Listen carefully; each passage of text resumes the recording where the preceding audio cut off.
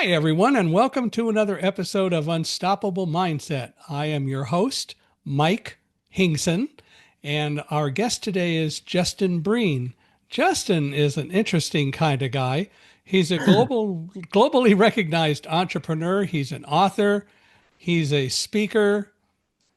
He's a media strategist and a visionary. And I think you're going to see a lot of all of that in everything that he has to talk about today, especially the visionary part. We've had a little bit of a conversation, and that's kind of fun. But now I get to really learn about Justin, and he'll get to learn about me. So it's okay. And we'll all get to learn from each other. So, Justin, welcome to Unstoppable Mindset. Grateful to be here. Thank you. Well, I'm glad you're here, and you're in Chicago and freezing or what? Very cold. To timestamp this, we're doing this December 30th. I think it was 4 degrees Fahrenheit Oh. today. And then, so I run outside every day, no matter the weather. And so did a 3 mile run in shorts today. But I actually like running in the cold as opposed to like 90 degrees. So We had excellent. a person on the podcast now over 3 years ago, and Matt is a software engineer. But what he liked to do year round was swim in the Pacific Ocean. He lives down at Dana Point, Mm. and he likes to swim without a wetsuit. And we got Oh, into it. Yeah, I know. Well, and it's not as cold as 4 degrees. really? Um, but in the winter, he said the water got down to 55 degrees or so. And I actually talked with him about the first time that he uh, decided to swim in the winter. And he told me that as he started to move toward the water, he started noticing that he was walking slower. And he said, I got to deal with this. And he just sped up, jumped in the water. And he said within a couple seconds, he was used to it. And he's been doing it ever since. And sometimes swims nose to nose with a dolphin, Mm. among other things. But that got us into a discussion about fear and people's fears and why people are afraid. And that was during the time I was writing my latest book, Live Like a Guide Dog. So it was a great discussion to have. And personally, I'm not going to swim in the winter in the ocean, and I'm not going to do it without a wetsuit, but just because that's not what I want to do. Right. So, but you run at 4 degrees, so whatever. Yeah, I think the record is negative in shorts. I think negative 23 was my record. But Ooh. since then, um, that was shorts and like nothing. Like I mean, I had like a coat and stuff. But oh man, do not run in just shorts and like not like long underwear or anything else in negative 23. That was a bad idea. That was like 48 now, so that would be when Jake was born. So I was probably 36 when I did that. I will not do that again. Now, if it's that cold, I'll wear like thermal pants or whatever.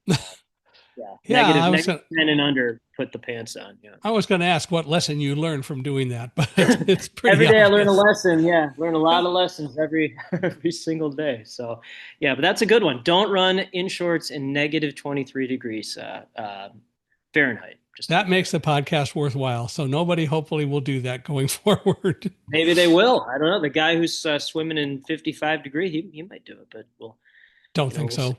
No, Oh, and it hardly gets down to minus 23 in Dana Point anyway. When I good was point. in when I was at UC Irvine, taking biology, we were talking one day in class about terminal velocity and so on. And somebody and he said, so when you're up at the top of the biological sciences building, which is several stories tall, he says, don't drop any animal from it. They won't get to terminal velocity, but it's not positive. And the next time we had class, it turns out somebody dropped a mouse off of the building, Oh, and he mentioned it. He said, well, the mouse sort of survived, but he said it hurt the mouse. He said, I told you guys not to do that, but it wasn't I. But well, the yeah, mouse survived. but the mouse survived, so that was pretty good. Well, tell us a little bit about, if you would, the early Justin growing up and all that stuff. Love to hear about that. The early, oh man. Well, let's see. I'm 48 now. Before you ran at minus 23 degrees, yeah, the early Well, Justin. uh, that was more of playing basketball in minus 23. But Boy, I played a lot of basketball. Shoot, shoot baskets in our front yard on our driveway. Mm. Uh, but really young, my mom likes to tell people that I could count to 100 when I was one. So I don't know if that's true because I was one, but that's like, that's what um, my mom said. But I guess to land the plane, when I was born, my father was 61, and my mom was 27. And my father was a World War II hero, became attorney in Nazi war crime Nuremberg trials, Mm. and he met my mom after a drunk driver hit him in his late 50s. The drunk driver was killed, and my dad miraculously survived. And then he woke up, thought he was dead, and my mom was an angel, but it was she was his night nurse. Well, And that worked. I was just born with that story. And then I prefer not to really talk unless I'm in a format like this. I'd rather listen to people and hear about them. And I just think that's because I was born with that type of story and can appreciate everyone's stories, especially exceptional ones like yours and Roselle's for sure. It's interesting that Roselle has a Wikipedia page. I don't think you do, but I so think I do. I you think do. I I do, but couldn't find it. I couldn't oh, find really? Well, I haven't looked. I've been told I do, and I knew that Roselle had one. Roselle still Well, has it. she, Roselle's is very active because it's Roselle and Salty. There's yeah, two dogs. Yeah, right. Salty and so very interesting to see. It's always about the dog. Always about you go to meet the president, the dog, the Yeah, dog, the dog, yeah, of the dog can't even talk, and the dog you get 2 minutes, you get a 2 minute photo up that turns into 15 minutes because it's all about the dog. course.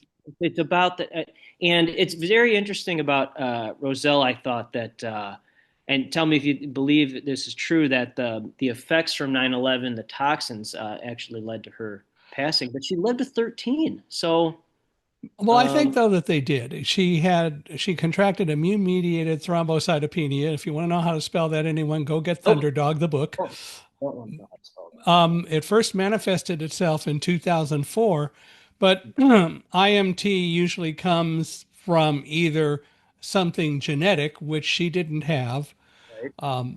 or from ingesting toxins, which clearly she did on September 11th. So I believe that you're absolutely right that led Yeah, to eventually her passing. But as you said, she lived to be long time, 13. long time for a big dog like that. How many pounds did she weigh? About 63 or 64, I believe. Okay, so that's My nice. longest living guide dog was Holland, who lived to be 15 and a half. He was a golden retriever, about the same weight. So there you. That's the record is only 15 and a half for a guide dog. That's fascinating. I would have thought it would have been longer. Well, the average length of time guide dogs work is about 8 years.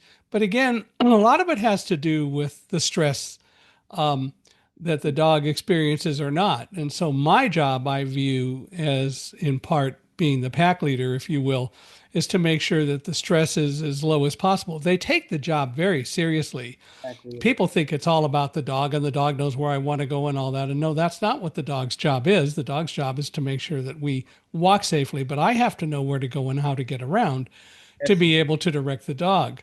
And the fact of the matter is that it is very stressful for them because they want to do a good job. And if I convey stress through the harness, they're going to feel it. So my job is to really keep stress as low as possible. And I believe that makes a significant difference in the longevity of the guide dog. Interesting.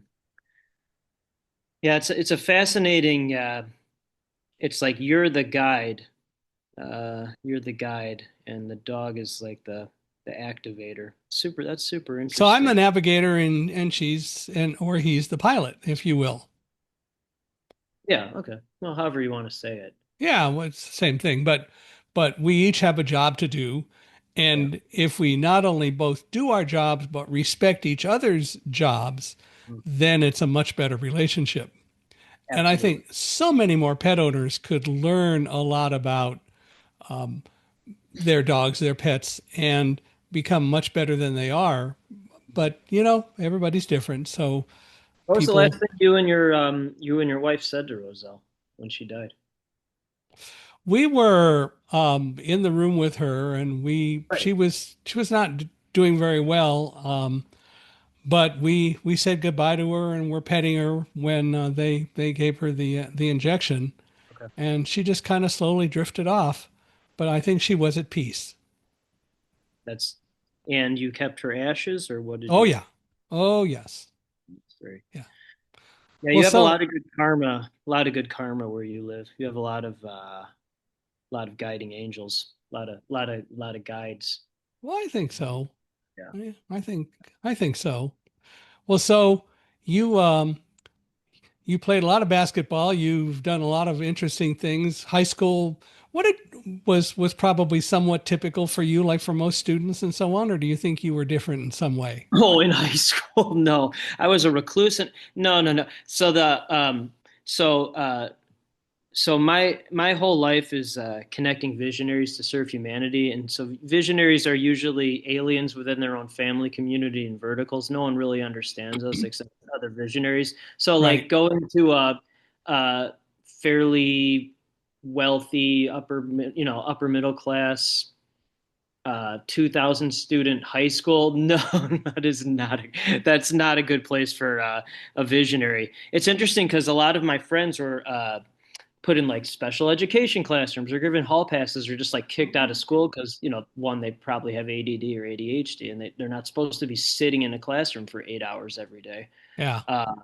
And so I was able to get fairly good grades and full academic scholarship to college, but actually high school, that was borderline nightmare, totally misunderstood, bored out of my mind, and then really, really didn't find my place in the world until, I mean, kind of college, but well after that. Well after that, really when started entrepreneur journey in 2017. So yeah, Where'd you go to college? University of Illinois. Okay.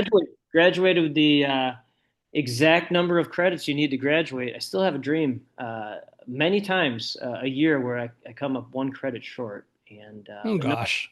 I graduated and and just barely because I mean barely want because in college you got these 3 hour classes.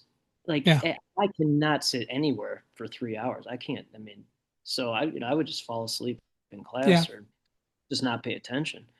So that was very that was not the best experience. But I did have one amazing professor who just had lunch with him a couple of weeks ago. He just retired, and just to describe the type of college student slash human I am, so he won the Pulitzer Prize and then became a professor. His name is Leon Dash. He won the Pulitzer Prize for the Washington Post. He's one of the best investigative reporters of all time. I'm not over exaggerating. And so I was a senior his first year as a teacher, as a professor, Mm. and he now this guy he won the Pulitzer Prize, and he's my favorite professor. I just had lunch with him a couple weeks ago, so this is 25 years ago, 26 years ago when I first met him. So he had reading materials, books that the students had to read, and I refused to read that. I refused to read them, but I actually cared. Like I think I got a A- or B+ in that class, which was that meant I really cared and tried. And because I didn't read the books, the next year he told me he made them mandatory. Otherwise, people would fail the class. So Mm. it had a big impact on like, no, you can't tell me what to do, but also like, I love the guy, and he's such a great man. He's 83 or 84 now, and he's such a good human. And when we had lunch, I went back to Champaign Urbana to have Hmm. lunch with him, and we just had the greatest talk about life and relationships and dating and the ups and downs of just life. And we barely talked about journalism at all. Although he is working on his next book. Uh, he's written several books. So he's still, he's still contributing to the world. But it's just such a good man. But also, like, I would describe myself as disobedient, man, like a bad dog. I would be a terrible guide dog, be really bad at that. So a good leader, but not the best guide dog, if that makes sense. Well, there you go. Yeah, yeah. When did you realize that you were probably different than most people? What April stands 10th, out? 1977. That's when I was born. But no, the real answer to that, Yeah, but you don't remember that. I don't. Yeah. So the real answer is, geez, my God. I mean, like really different. Um, it's probably junior high. Mm, Junior high. Well, you know what? Here's a story. Let me amend that. So in fourth grade, um, I remember this story very well. So I'm glad you asked. Fourth grade, my dad came in. Because I forgot to bring my winter coat, which, you know what? I'm in fourth grade. My parents should have probably been like, hey, put your winter coat on. But I forgot to bring it. And so my dad brought it. And then we were talking about World War II. mm. And so he drops off the coat. I go to the teacher. I go, my dad was a World War II hero. Do you want him to you want him to speak to the class? And and so he did. And it's fourth grade, so there's not really like a schedule. So he comes in and speaks, and I go, hey Dad, can you tell the story about the rattlesnake?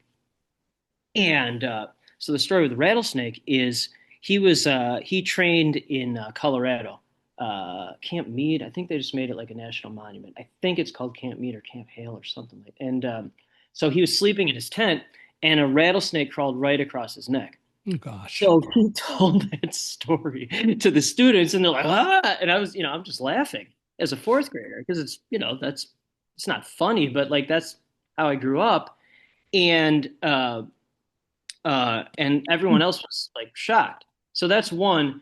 And then the second story is uh, my father took me and my best friend as a child to a movie called RoboCop when I was in Hmm. third grade. Now that is not a movie you take a third grader. Uh, I mean, it's not the best parenting, but Right. when you survive World War II and you're the last one or two soldiers in your unit to survive, then what's the big deal? So I'm watching RoboCop, and for those who don't remember RoboCop, the first scene in that is extremely violent, like horribly traumatizing. And so my dad and I are just like watching this and kind of laughing, not laughing, but like, enjoying it. And then my friend is like crying hysterically. And so we had to leave the movie theater. Mm, And flash forward however many years, my sons are now 13 and 11, but when they were like 8 and 10, we took, I took them and then my 10-year old at the time friend to a movie called Cocaine Bear, which is rated R. That is not a movie you take a regular 8 and 10-year-old to see Cocaine Bear.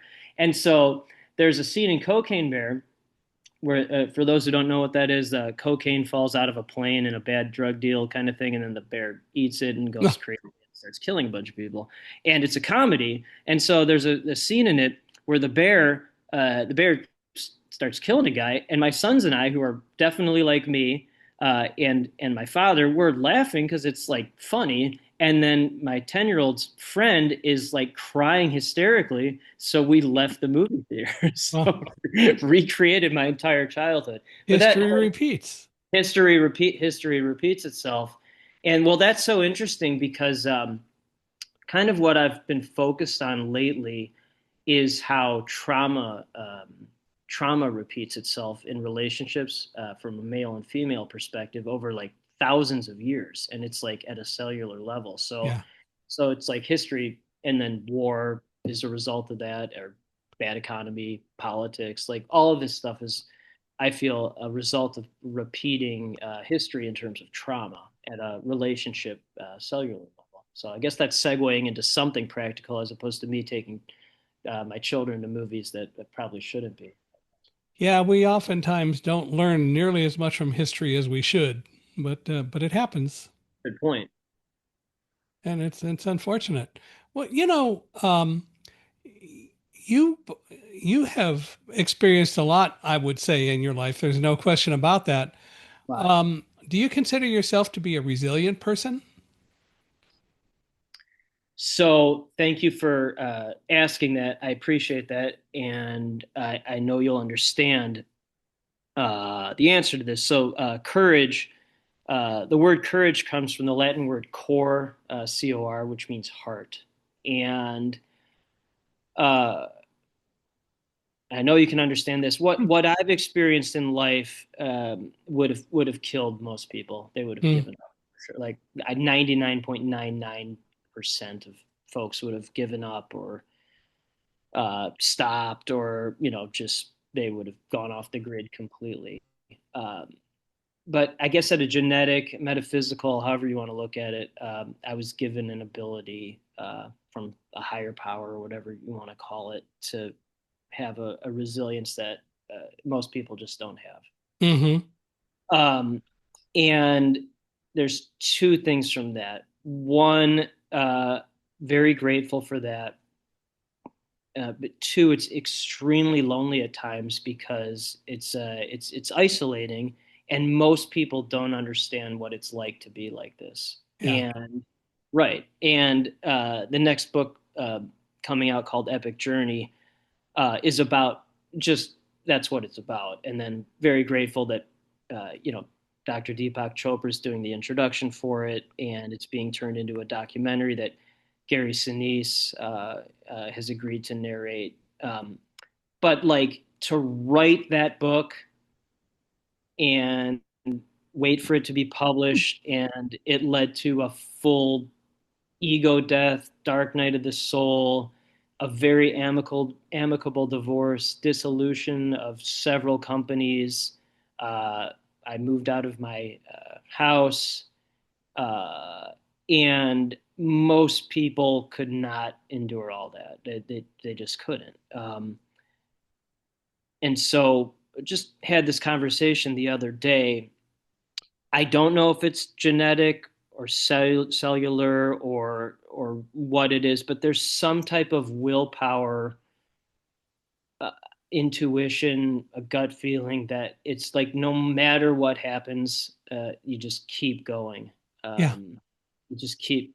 And so the way you said, yeah, like, but most people wouldn't say, yeah, they I they I hear you. I hear would. you. So it's like, and then it's understanding, accepting people how they are, not the ideal, and not trying to fix anything, which is really hard, very hard for me. Because it's like, well, why isn't everybody like this? But they're not. They're not. Yeah, and it's I can imagine that it could be, especially if you're not used to doing it, it could be a very difficult thing to truly accept people as they are because Yeah. you're different, and that isn't a bad thing. It's just the way it is. Well, it's just the way it is, and the other thing is like, I'm really big into non-duality, and we're all one consciousness, and like observing what's going on, in nature, and we're all, one with nature. In a 3D global level, we're not all one. We're all different, and we all have different needs, Hmm. different expectations, and so it's merging those two understandings and appreciating both of them in real time. I would say that's one of the things I've really learned the most over the last year and a half since writing the manuscript of this book, and it's been extremely painful, like extremely painful. Now, is the book out yet? So it will be out very soon, Ah, and it's very bizarre. Uh, so I take no credit for writing the book. Like technically, I typed it, or my fingers did, but it came from somewhere else. I take no credit for it, and two people have read the manuscript and gotten tattoos based on it. It's people almost everyone cries when they read it because it's so painful, and it really it gets to the heart of what's actually happening in the world. And for some reason, my soul or whatever chose to do this and basically deconstruct slash destroy, mostly deconstruct my entire old life to build whatever new life is coming. Carl Jung called it a liminal space. So Hmm. it's in between two lives, while your like your old life dies, your ego dies while you're still alive in between two lives. It's really interesting to be in that space right now. Well, as long as you take appropriate knowledge from one life and put it into the next, it's all about what you learn and Great point. what Great you point. carry with you, which is important. Yeah, And unless your whole past life is totally worthless, which I doubt, I then doubt. there are lessons to take forward. But Yeah. we were talking just going back to resilience a little bit. Has there ever been a time, or I'm sure there must be a time in your life when things just really seemed incredibly uncertain? And did that ever happen to you? And Every what was it day, like? every Okay. every single day. Yeah, and as general and maybe unfair as that answer is, like every single day. And the reason I answer like that is because the main thing I've learned is not to get attached to an outcome. That's where the suffering. That's where the suffering actually begins. Is surrendering to that outcome. So everything is unexpected. Everything. Um, I mean, so to write this book, so I found my dad's war diary from the Battle of the Hurtgen Forest, which was a very deadly battle toward the end of World War II. He was one of very few soldiers in his unit to survive. For those who have seen the Brad Pitt movie Fury, that movie was not based on that battle, but it was that horrific. Like that is a brutal movie, Hmm. and that's what my dad survived. So I found that diary after he died, and I was flipping through the pages and I saw this map that he drew of London, Paris, and then a town called Nancy, France. And I saw it and I go, oh, I was writing the book at the time. I'm like, oh, I need to go to Nancy, France. I'm like, I don't know why. And that's the book is partly about that, just going to France and fairly certain found what the meaning of what's really happening in the world from doing that, and was completely uncertain doing it. I mean, I brought no money with me. I brought credit cards, but no money. Brought laptop. I think one pair of clothes, and then his diary. That's all I brought to Wow. France, and it was completely uncertain. And then since then, my whole life has been every single day has been completely uncertain. I never, ever, ever, ever, ever, ever, ever, ever, ever, ever, ever thought I would get divorced. Ever, never thought that. Hmm. Um, and extremely amicable. And but it was necessary um, because that's just how it's supposed to be, and then accepting that uncertainty. Yeah. uh, yeah. Well, so you clearly have dealt with a lot, which So have you. but you talk about seeing patterns in chaos. Has it always been that way for you? Always. Yeah. Yeah, always. Like, so how I've always seen the world is, again, very little talking, and I appreciate these questions and allowing me to talk, but normally I just sit back and listen, and then was a journalist for 20 years. And still kind of am, because the books and articles are still journalism in some capacity. So I would sit back and then ask questions and then just listen, and Hmm. then over time you start to see the same patterns. You start to see the Yeah. same patterns, and then, like with relationships, from strictly a, if it's okay, a man woman perspective, like what I've seen is that from a female perspective, it's thousands of years of trauma, abuse by men and other women, and so it's at a cellular level. And then if a man who genuinely cares about the woman comes along, it's like, well, wait, what's going on here? This is the threat because I'm conditioned to be abused. And from a man's perspective, there's nothing more painful than genuinely caring about a woman in a loving way, and that's rejected or Hmm. not understood, or people go back into the same trauma abuse patterns. And so I'm convinced at that point that's the root of all of this. Like that's where war comes from, and economy and politics and lack of social services. It's all based on ego and trauma from and narcissism from traumatic relationships. I'm convinced at this point that's the Yeah. main. Yeah. After events like September 11th, people tend to go off and reevaluate meaning and purpose. Was there, or when was there a time in your life when you really decided to start listening to your intuition rather than other kinds of things?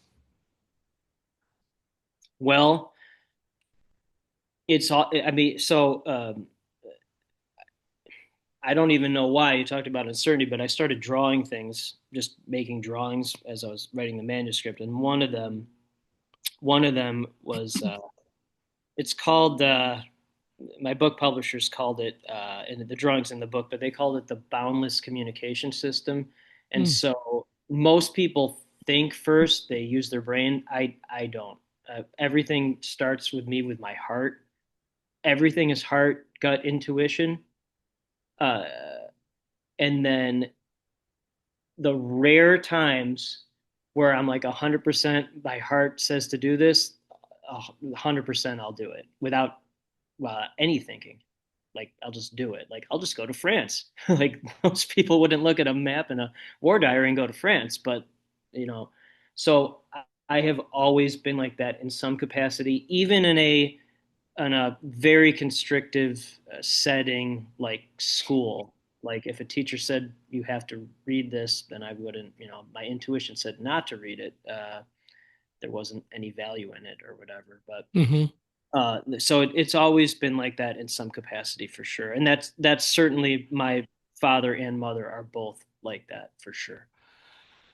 I've maintained many times on this podcast and before that we spend way too little time listening to our inner voice. And my favorite example of that is Trivial Pursuit. How many times do you play Trivial Pursuit and somebody asks the question and you think of an answer, but you think of it so quickly you went, oh, that can't be the right answer.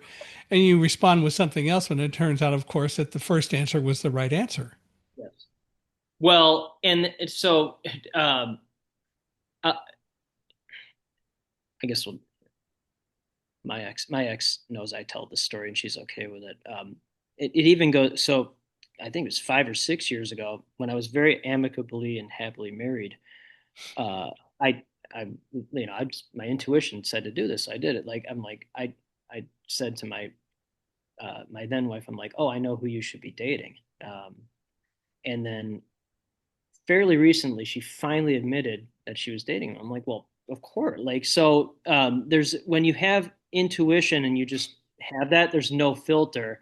And then what I've really had to learn, whether it's that or something else, is 99.9% of the time I have to wait for other people to catch up to that because, as you said, they're not following that inner voice, or they're afraid to actually follow it. They go back into the overthinking, and then hey, guess what? They got the wrong answer because the first one was right there. Yeah. So that's right. So it's really not that complicated, but overthinking is underdoing and overcomplicating. So I really don't overthink anything. I just kind of do it and see what happens. Well, yeah. But if we listen to our heart, if we truly learn to listen to our heart, and it's a learning process for Mm-hmm. most people, but if you learn to It is. listen to your heart, um, you won't be steered wrong because your inner self observes all the time, whether your outer self does or not. And there's a lot to learn. Lot to learn. The observer creates his own reality. The observer creates their own reality. And man, that's really good. That's really powerful. what you said, you're a good listener. Well, you have to be a good listener. You have to be. Should be, That's an interesting. but I think we all can learn to listen better than we do, and but it is something that's so important to do. We'll learn a lot, as you point out. We'll learn a lot more by listening. So it's. I really appreciate you saying that. And so whenever I'm on a Zoom call or doing an interview like this, I never look, even though you can't see, I never look straight ahead, even though I just did. But like Uh-huh. I will just glance around. I never look at the person talking because I want to hear and feel what they're saying and Mm-hmm. how they say it. Mm-hmm. And that is how I process things. And I think to your point, maybe this is why you're so good at it, is because without seeing it, it creates less resistance to the intuition heart. Maybe that's actually really interesting. It is interesting. I don't know whether I totally would agree with it. I know a lot of people who are blind who don't listen, and I know a number of sighted people who do listen well. You are certainly a good example of that. But Well, I I'm do not hear what looking at you're. you. I'm sorry. I'm not looking at you. I'm literally just listening and That's okay. But yeah, you've learned to do that. And again, it's a learned process, and you accept doing that, and you accept that you're going to get a lot of information from your other senses. And I think there's so much to be gained by that. yeah. We rely, most of us rely so much on eyesight, we forget all of the other senses that are there, giving us at least as much information. Exactly. The it's overcompensated what you're seeing, but you're not really seeing the full picture because you're just focused on what you're seeing. You're not really feeling it. That's actually really fast. I'm going to do a deeper. That's why I like doing these interviews because I always um, learn something in them, and that's a really. Although, like, I looked at the map and then went to France, so I had to see that to do it. Yeah, Well, that certainly is part of it, and you shouldn't rule out your eyesight as a sensory input, but it's just not the only one. correct. Hmm. It's okay to look at maps. Yes. Well, that's how I spent my childhood. Was we had like a yearly subscription to National Geographic, and they There had the you map. are. So I would just stare at maps all day.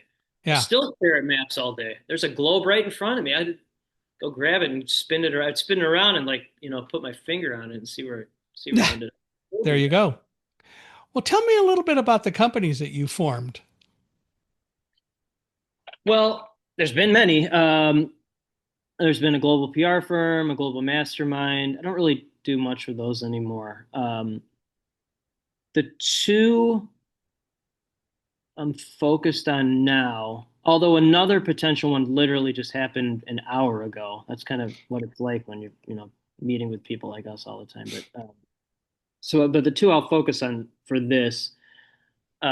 One is Corvia.ai, Corvia.ai. That's where my partner Eric and I teach people how to make songs with artificial intelligence, Hmm. which is really fascinating. And so COR is heart, and then Via is path, so heart path. And then the second company that kind of ties in, well, it definitely ties into that. My partner for that, we haven't really done much with it, but my partner for that is a big wig in the actual music industry, and he is taking some of the songs that I wrote because apparently now I'm a songwriter, and then he's having human musicians turn those into real songs because we don't want to replace AI, we want to collaborate with it, Yeah, and so those are the two things, but really, my main focus is the book coming out soon because it. I mean, it just is. It's so powerful. It's going to help a lot of people, and so talking about that, um, I consider the book a company uh, onto that's it. fair. Yeah, nothing wrong with that. You put a lot of effort into it, and you should focus on it. Yeah. Well, effort and heart and risk, pure risk. learned unconditional love through that. I don't say things like that flippantly or lightly. Hmm. Um, and you talked about resilience, like that is, yeah, that book's literally about people that never give up no matter what, despite incredible. It would have been interesting if we had talked while I was writing it. You probably would have been in it. You probably would have been. But we were supposed to meet now, so that's okay. Yeah, yeah. We're where we are. Right. That may mean there's a fourth book coming from you. Oh, there will. Well, so the next book is so then, and she's in this book, but I'm not sure what's going to happen with it. But Melissa Bernstein, she co-founded Melissa and Doug Toys. She had $1 billion exit, something like that, and then she's been suicidal most of her life. Mm. She created toys to keep herself from committing suicide. She's been very public about that. But uh, and then the book she wanted to do with me, where she writes the forward, is it's called Drawings from the Cave, which is basically all the drawings I did while working on Ah, Epic Journey, and then it would be like what this drawing actually means. So that would be the next book as of now. Of course, that could completely change, but there will always be something else, another song, another poem, another company, another book, another relationship, another learning experience. So I'm not attached to any next right now. if you were to give some advice to entrepreneurs or potential entrepreneurs, what would you tell them?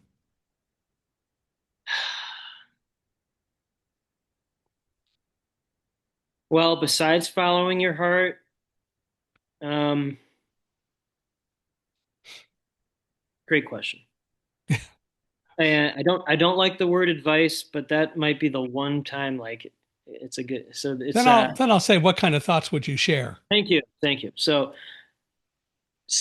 what I see in the world is Hmm. basically, to simplify it as much as possible, is the world is a giant broken heart with individuals who have broken hearts, and then they're just projecting that unhealed broken heart into building a company or build like what a bad marriage or a dysfunctional whatever that is. And so thoughts or feelings on that are heal yourself, take the time.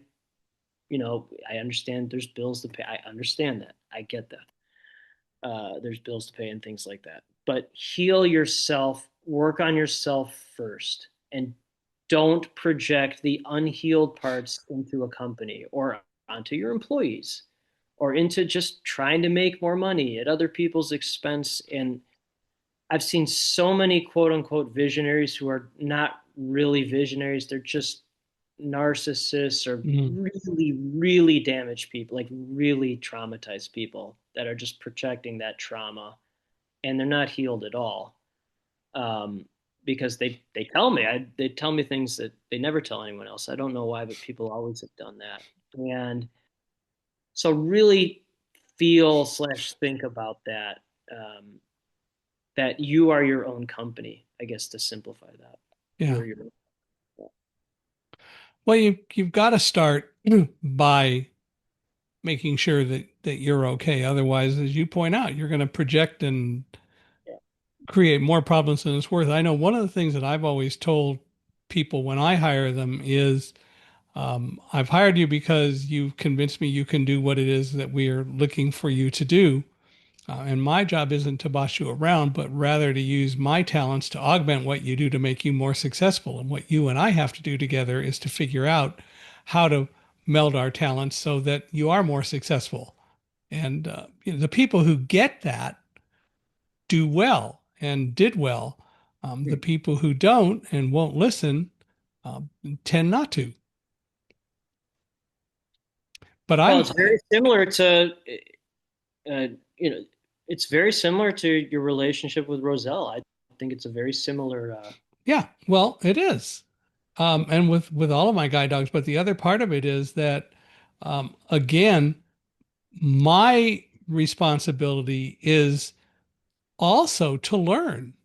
And one of the neat things about getting guide dogs, and it's true in so many different things if we think about it, is we should always be learning. And I've learned a whole lot more from working with 8 guide dogs and observing my wife's service dog, my late wife's service dog, Mm. than I've learned from most anywhere else. And those are the kinds of lessons that we put out in Live Like a Guide Dog that was published last year. And the fact of the matter is that there is so much that we can learn and should learn about life from dogs, for example, that would help us a lot if we would just take the time to do it. It's a very simple thing. So to land the plane, I'm at my former house, watching my 3 dogs. Well, I guess they're still mine. My 3 dogs, Yeah. and the consistency, like they're just happy. They want to eat, want to go to the bathroom, have their water. They want to be loved, and if those needs, those basic needs are taken care of, then they're loving. They know where they're supposed to go. They know how to communicate, and they just want to love and be loved. That's Hmm. really all they want. And anyone, any animal, or any person could learn from that. That it's really not that complicated. Because I actually don't know the answer because I'm not a dog, but I don't think dogs are overthinking things. I think they're just following their hearts and what their intuition says for them to do. Much Uh, more than we do. We, Correct. as I've talked about on this podcast before, we what if everything to death. Not me. And well, we collectively, as a Yes. general race of individuals, we what if everything to death. And the problem with what ifing everything to death Yeah. is that it creates fear because we worry about so No. many things that in reality will never happen and aren't really relevant to us. I mean, we've got so many people worrying about everything in the world with politics and everything else in the world. We don't have any control over those things. Yeah. And the fact is, if we would just focus on the things over which we have control, which isn't to say don't be aware of other things, but if we only focus primarily on the things over which we do have control, our fears and our lives would be so much better and our fears would be so much less. It's Yeah. just really kind of hard to describe it. It's so incredibly different, which is what you're Well, saying. well, there's a couple things. So I'll put it in uh, here's how we're living, and again, being an observer and seeing what things are. So put it in that context. And these are the human constructs we're put in currently. So the word business comes from the word bizignus, which means anxiety. So business coach, anxiety coach, business Yeah. free, anxiety. You're building a business, you're building the word sale means dull and dirty. That's what that word means. Religion means to bind. The word nice means stupid. That's what that word means. You're such a nice person. That's not what it originally meant. The word, the really tough one, I didn't put this in the book, but we'll talk about it now. Because it would really hurt a lot of people if I put it in there. But so the word family comes from the word familis, which means member of the household staff, servant. So family is actually a slave system. That's what it is. That's the origin of the word family. And so when you know those things and you see people operating in that context, um, you can see why there's overthinking and fear because it's literally you're being bound. You're going to anxiety or building anxiety every day. There certainly are exceptions to family not being a slave servant system, but so many of them are. And it's literally you're constantly being conditioned by society Hmm. to overthink, to be afraid. Hmm. So I can understand why people are like that. And then the struggle regarding resilience of somehow continuing to find a way to break through that. Like no matter what, that you just keep going to break through that. And then most importantly, in my opinion, creating something out of that that will help people also break out of that. I think that's the most important thing. Is it's great to learn stuff. That's great. But it's taking that learning and creating something, whether it's an interview like this or a book or a movie, whatever that is, creating something that can benefit others in the process. A lot of people have said to me since September 11th, well, you have really done something really meaningful with your life and you're you're you're helping to change the world. Well, we'll see. Sometimes I wonder. I spoke at a book club several years ago, and when they invited me to come to this club, they said, "We've all read your book, Thunderdog, and we'd love you to come and meet with us." And so it was local, so I did. And the very first question from one of the people who supposedly had read Thunderdog was, "What were you doing in the World Trade Center?" Which makes you really wonder how observant people really are, because if they had read the book, they would know.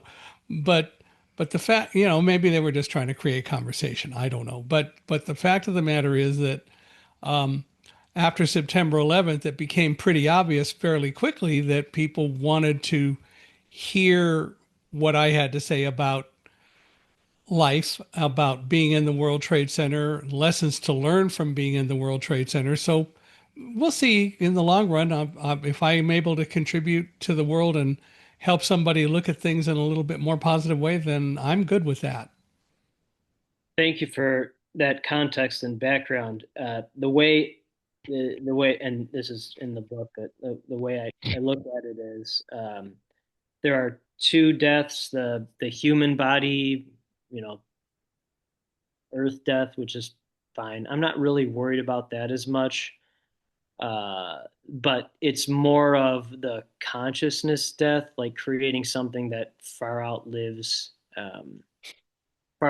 living body death. Yeah. So for this is the type of books I read. But I was reading holiday reading the Red Book by Carl Jung. Like that is not a Hmm. holiday It's read, not normally but a holiday book, but hey, not whatever. normally. But hey, it was here, and then I like to like just flip through pages and then just see what it says on that page. And usually, well, no, 100% of the time, it's like, oh my God, that makes sense considering what is going on in my life. But that's kind of how I look at it. Is like, he died in, I don't know, 1950s or 60s. So it's like it's creating something that people can still benefit from far after uh, human body death. And he's such a great example because he was at the top of his craft and his profession, and he was friends with Freud, great friends, and then they had a falling out, and he basically, most people thought that Jung went crazy, or he had full dark night of the soul, and then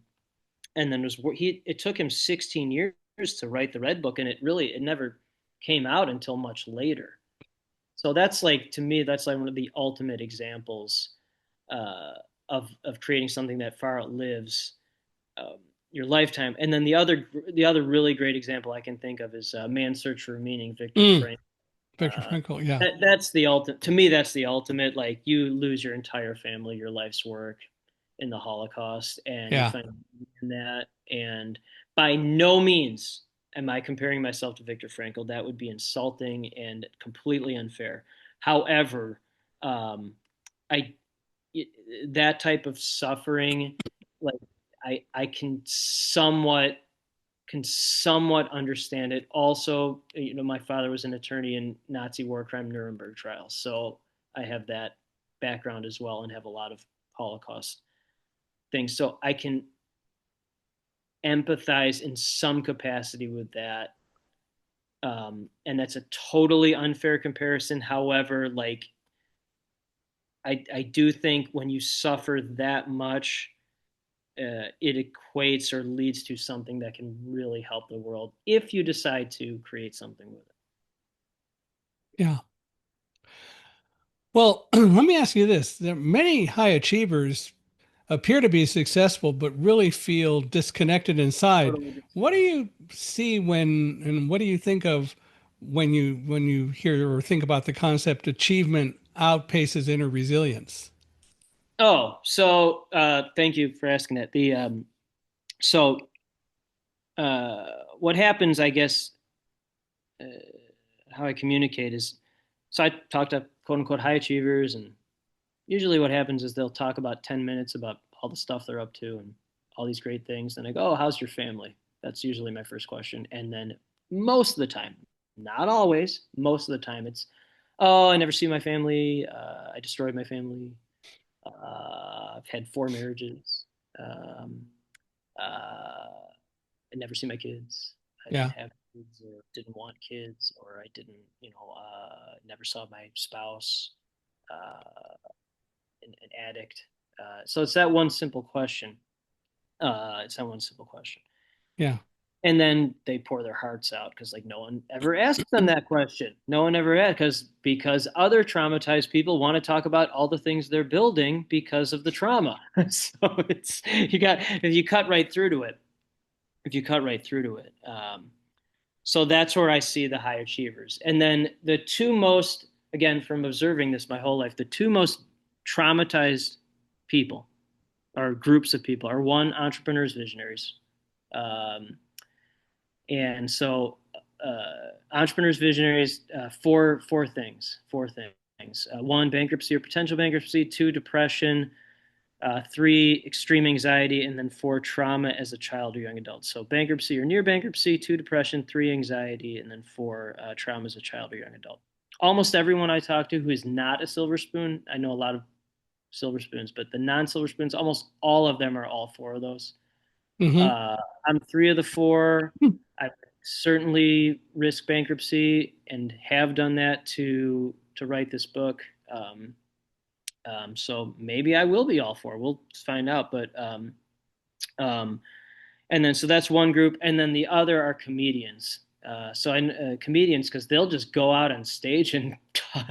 If you ever actually listen to a comedian, it's horrifying the trauma because they usually talk about how messed up their childhood was. Yeah. That's usually it's, and then they're so traumatized they'll just go out and to talk about it. I guess the other one is ultra runners.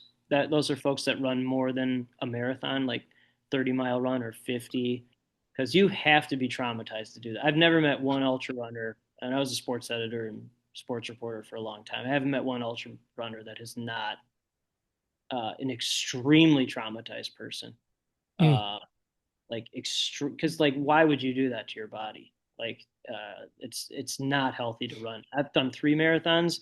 I do not ever want to run more than a marathon. That is your body shuts down. Yeah. So those are Especially three. at minus 23 degrees, but that's Minus another story. 23. No, no, no. Yeah. So the most I've run in minus 20 is I did a 15-mile run in that. I was on the Chicago lakefront. They call it the Polar Dash. I think Yeah. they stopped doing that race because it was too it was too dangerous. I'll bet. Like, Yeah, I've heard of it. oh, you have? Yeah, I've heard Polar of Dash. it. But yeah. Yeah. Eh, whatever. What do you think of this whole new product we have in the world called AI? What do you think of it? Where do you think it really will fit into the world as we go forward? And how do you think people ought to use it? Okay, great. Again, one of the companies I help co-found is a music that teaches people how to make songs through AI. So there's a tremendous amount of value. Somehow the technology, as simple as I can say, it can like feel somebody's emotion or soul and create songs that expresses that. I don't know how it does that, but it does, and they're beautiful. Two, well before I started using AI, or it was like barely being talked about, I thought AI could be the best use of it was to be a therapist or a self-help or talk to yourself about what's going on in your life.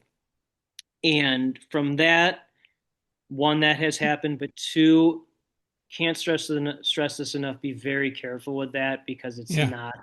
it's not reliable. It can be dangerous.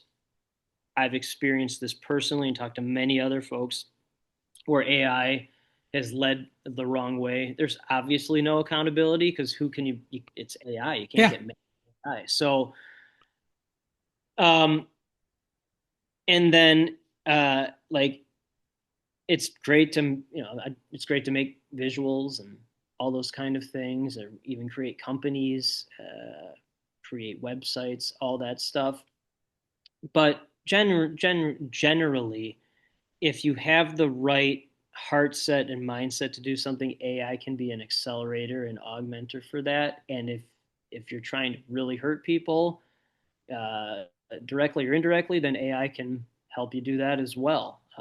So it really comes down to, again, to the healed person using AI to heal, or the unhealed person to create more unhealing. I think that's where AI is a multiplier. It's a multiplier for that.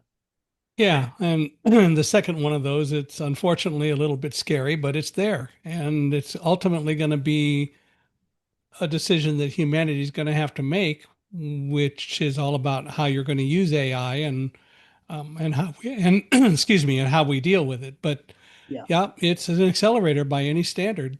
yeah.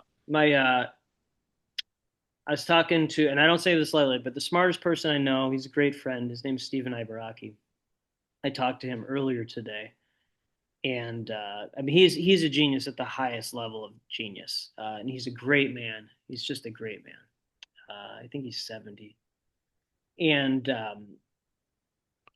you know, he was talking about quantum computing, and then I was talking about the Mm, relationship trauma, and I go, can quantum computing solve that? And he's like, yes, quantum computing will very soon be able to solve like relationship trauma, like actually whether it's like creating a genetic upload, or an injection that could change your blood, or genetic, like right, literally. That's, I'm like, whoa, okay, that's great, because like if it can't solve that, then all this other stuff doesn't matter anyway.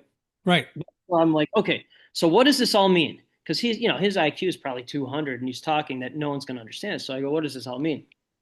I mean, I can kind of understand it, but not really. But like most people aren't. They're like, what are you talking about? So he goes, quantum computing is the science of this century. So you had physics, you had chemistry. So this century, it's quantum computing. Think of it like that. It's the science of this. It's the science of this century. And I would say in some capacity, AI is tied into that. So like AI, quantum computing, it's the science of the century that will be able to solve many, many, many, many, many problems that were not solvable before. And then with like physics and chemistry, or hey, we live on a flat Earth, or maybe we do. I don't know. I mean, I don't know the answer to that, but yeah. I don't think we do. But then it'll be proven wrong, 200 years from now, and I'm We've not worried. already we've already seen AI in a very positive way. It's done things like help develop the vaccines that people can take for COVID. Yeah, Um, and it solved in a few days what would have taken people years to do. So again, somebody was pretty smart. And I hope that more people will be smart and use it in positive ways than not. But people are going to do what they're going to do with it. I would hope so, but it's not up to me, and No, control how I use it. And then again, that's, and I'm glad you asked that, because again, this is an example of that. Here's how I've used it. Here's what I've learned from it, and then yep, others have done it, and here's what I've seen. So you yep. create an answer, maybe not an answer, but a talking point that can be beneficial for others to talk about further. Well, as a kind of a final thought, if there are people out there who are experiencing loss or who have experienced loss, what would you want them to know about simply moving from simply surviving to living with purpose and meaning? Okay, great question. Tremendous. I try. Yes. Well, you're trying very, very, very well. You're doing a good job trying. So one, it's okay and essential many times to be patient and accept that suffering, and not look at it as a negative.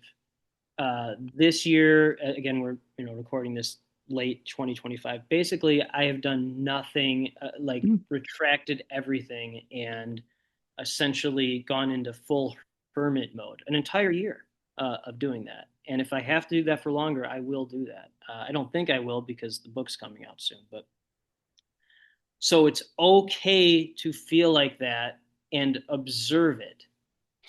So that's one. And then two, that it's not going to last forever. It's not. Um, that there will be a breakthrough on the other side of that.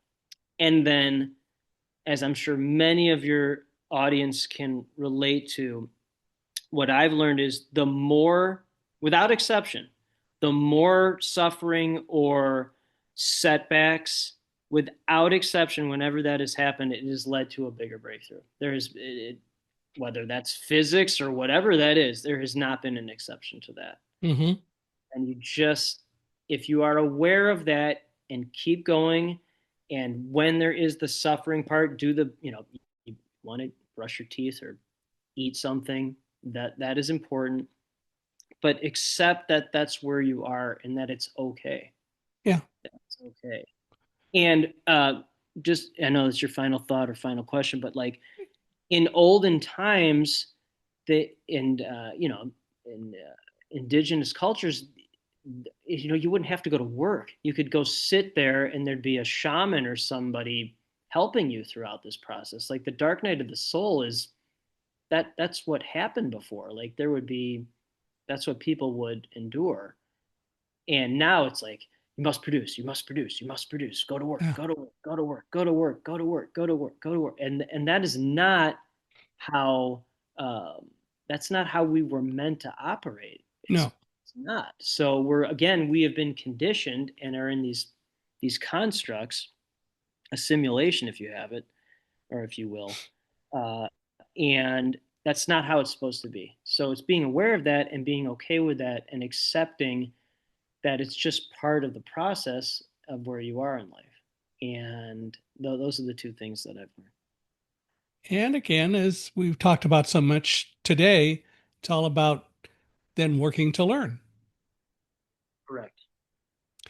Well, this has been absolutely fun. And we've been doing this now for about an hour and 8 minutes or so. So I want to thank you for being here. And Welcome. I'd love to thank everyone for listening and monitoring us from wherever you are. Love to hear from you. If people want to reach out to you, how might they do that? Justin Breen on LinkedIn is probably the best way right now. Spell that, Justin Oh, Breen, just sure. please. Justin space B as in boy, REEN as in no, Justin Breen. On LinkedIn, Yep. which is perfect. Well, thank you again, and I want to thank all of you for being out there. I'd love to hear from you, hear your thoughts, read your thoughts. Feel free to email me at Michael Michaelhi